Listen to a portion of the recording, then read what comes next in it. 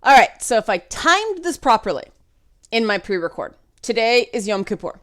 So even though my house is being torn up, I am fasting right now. This is pre-recorded and uploaded before Yom Kippur. It is not. And Yom Kippur is a day of atonement. It's the atonement with stuff against God. So all those times I accidentally ate pork at a restaurant, not knowing it was in the food.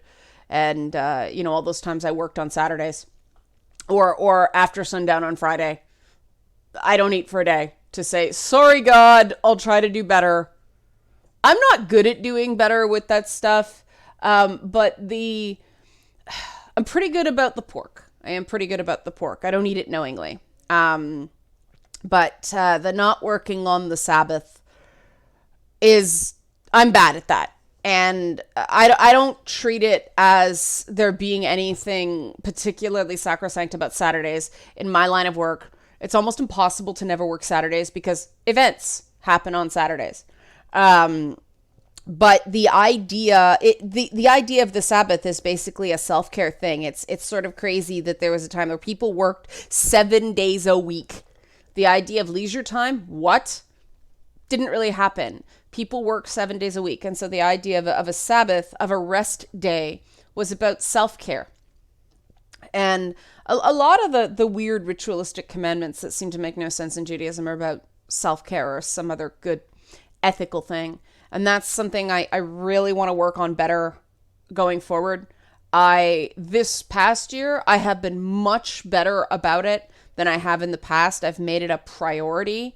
After my knee surgery, I kind of panicked because I was so helpless because of all the complications that happened based on that surgery, that I felt I had to do all the things immediately, and I didn't give myself breaks. I didn't give myself recharge time. And I ended up with a lot of really nasty health conditions as a result that, I've had to get myself back to a healthier lifestyle. It's the YouTube plague. It happens. My knee surgery is part of the reason, wrecking my knee was part of the reason I did YouTube in the first place, because heels are not my friend anymore. A lot of that stuff, it's why I don't do a lot of the cosplay anymore. I cannot stand on those concrete floors for a whole day the way I used to at conventions. I am in agony.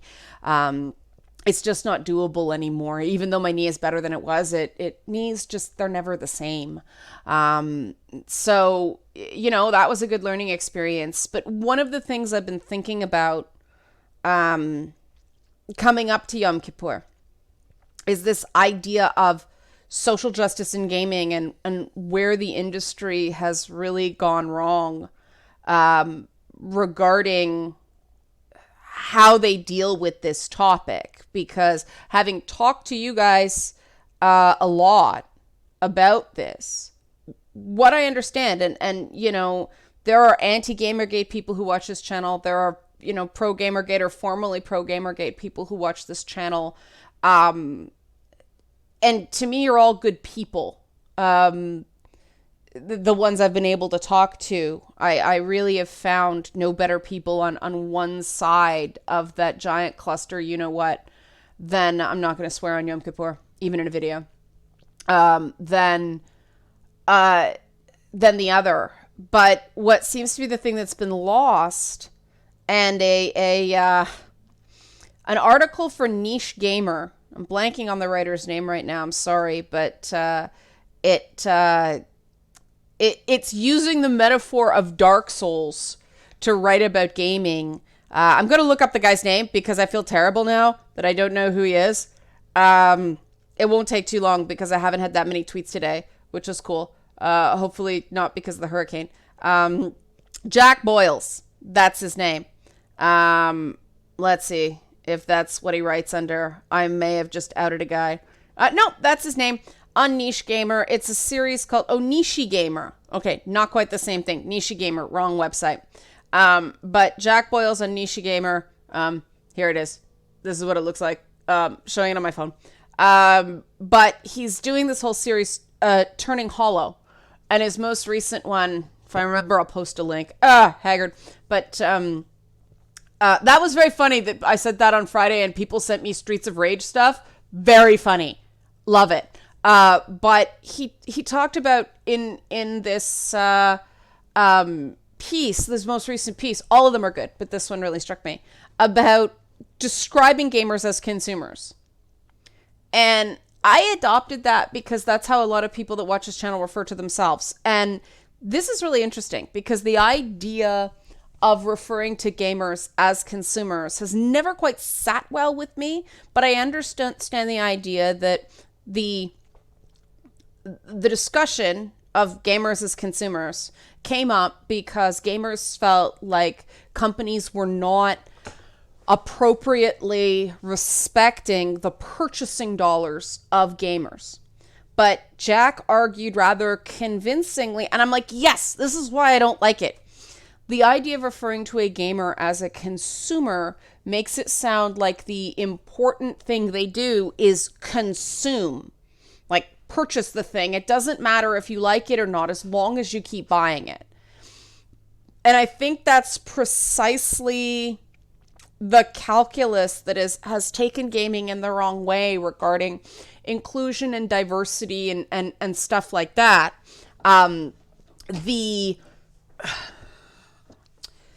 They're trying to get you to buy. They're not trying to get you to fall in love with a particular game franchise. Games are being made increasingly to offend no one, as opposed to being something that people are really going to fall in love with. And CD Projekt Red stuff bucks that trend. And they have one of the most devoted fan bases out there. They make a lot of mistakes. They admit they make mistakes and they poke fun of their own mistakes when it comes to things like, Roach, the horse in The Witcher, ending up on roofs and stuff like that. I remember the first time it happened, Roach was like on a tent and it cracked me up. And then there was a Gwent card with Roach on a roof. And it's like, okay, they recognize that bug. But, they create games so that a certain portion of the gaming the gaming community absolutely loves their projects. They feel like they're spoken to them. Rockstar Games does, even though those games sell gobs and gobs and gobs of copies, those games are created for a particular mindset. They have their player base that they are trying to appeal to is male and a certain collection of types of men. They're pretty racially diverse in terms of their casts, but those games appeal to men and they sell gobs and gobs and gobs of copies. And I really do think that part of that is they have a very specific artistic vision, who is telling the story, who the story is being told for. Screw you if you don't like it, play something else. Other companies are trying to make games for everyone. And that is because there aren't enough everybody else, like there aren't enough women and non-binary and trans people to make up for making a game that isn't going to appeal to men. And that's a market reality, but it's hedging around a market reality instead of either going, we're going to take the hit and make a game that's, for women, which no one does yet outside of mobile games. Mobile games do that. Our player base is women. Our primary demographic is women because women play on their phones. Women still aren't a large enough portion of the market in console and PC games to make games for us. It'll happen eventually, but not yet. And trans people, just because there are so few trans people out there, this is the big challenge with this sort of inclusion. It's like making a game for gingers. We're 2% of the global population. I am happy that I can play as a Jewish ginger kid in the South Park games. That makes me very happy because I never expect that anywhere else because I'm 1% of the population. We don't even have enough people to form a protest. We're rare. I mean, I'm a mutant. But this is an issue when it comes to including people and who you make your protagonist and what you do with everyone else. And there's more of a talk in this.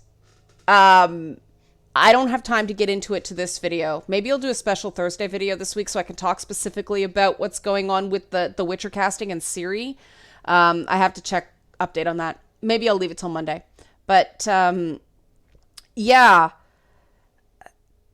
the business realities are that it's still predominantly men. I don't know about race. The perception is it's predominantly white men, but I know a lot of, Black, Hispanic, Asian guys who play games, so it is still probably male more than race. The game's press is predominantly white, so that could be a false stereotype. I'm not sure that the player base is as white as they claim, even in America, even in Canada. But it is still for men. And unfortunately, I think game companies, because they see gamers as consumers, all they have to do is get you to buy it. That they don't really care if anyone falls in love with it. They just need you to like it enough that you'll buy the next one, That's how I feel about the Call of Duty games and why I eventually just stopped buying them. They were always okay. I didn't love them.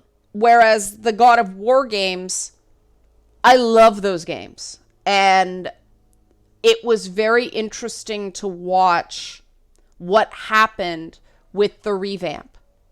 And the fears that Kratos was going social justice, that they didn't care about the tradition of the franchise. And the development team was just like, trust us. And based on what I saw, seeing the previews, seeing the behind the scenes gameplay, I trusted them and I was right. It's just a continuation of the same character. He's still Kratos.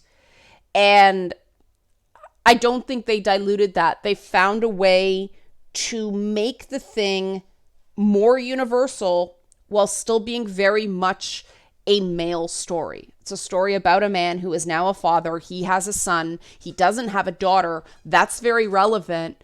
But I don't think that game is inaccessible to women just because Kratos is male and Atreus is male. I think that the idea of caring for someone, of being a parent, because he is a single dad, so he has to be sort of mom and dad at the same time, and he kind of sucks at both. I think that that's a very interesting way to make an accessible game. Similarly, I don't think men can't play Horizon Zero Dawn just because Aloy is female. And I think that when coverage focuses too much on social justice stuff, when it all becomes, as a consumer, I'm not going to buy your game, when these uproars happen about a bad joke on Twitter or about a marketing thing or an ad somebody doesn't like, and people jump to conclusions before the game launches, that is once again falling into this trap of the only thing you care about is my money, and I'm not going to buy your game, as opposed to I'm going to wait and see, and if I want to buy the game, I'm going to buy the game. If I don't think I'm going to enjoy it, I'm not going to buy the game, but I want a game I can love. When you're constantly complaining, you seem to love nothing. And so what developers more and more and more are doing is trying, again, to offend no one, which is okay for advertising, but lousy for art.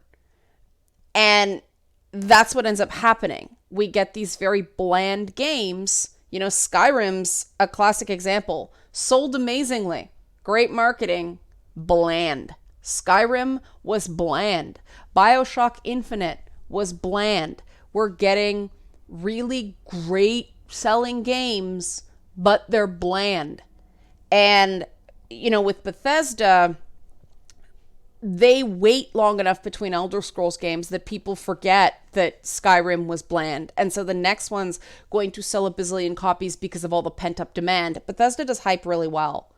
And they have those memes, you know, this one little thing, like I used to be a hero like you once, and then I took an arrow in the knee. Those spread out, and so people want to be a part of the joke. They want to be a part of the meme, and so they buy the game and play 10 hours, and hee, there's the line. That's a consumer. But we need to make games for gamers again, and certain games, I've mentioned that, are still games for gamers. And those are the things that should be the stuff that's being covered. Not the outrage, but the love.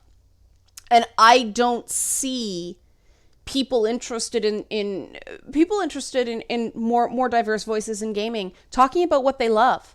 What game just really spoke to them? What do they enjoy?